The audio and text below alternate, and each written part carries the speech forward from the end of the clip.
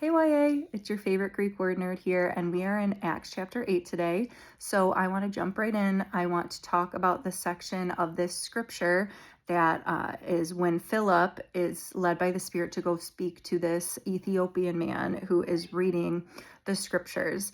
And Philip goes up to him, and in verse 30, 8:30, it says, Then Philip ran up to the chariot and heard the man reading Isaiah the prophet. Do you understand what you are reading? Philip asked.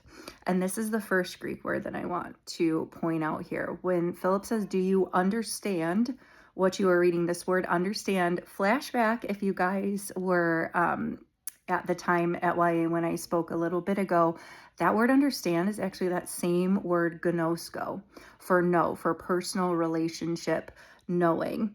So, Philip, this has kind of a double meaning here where Philip's asking him, hey, do you understand what this is about? But the deeper meaning is, hey, do you understand the relationship this is pointing you to? Do you know the Jesus of the Bible that Isaiah is pointing you to? Can you grasp this relationship that the prophet Isaiah was pointing to? Because he's come and he's died for you, right? This is where Philip is getting to. And then if we continue on in verse 31, the Ethiopian says, How can I, he said, unless someone explains it to me? And so then this Greek word for explain, I'm going to do my best here. It's hadagio. I'm probably butchering that.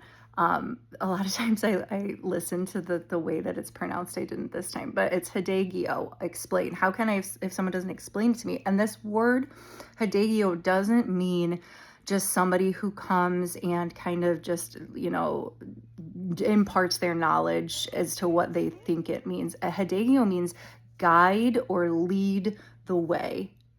And so what I think is so cool in this passage is this is such a model of how we are to be as representatives of Christ in the world.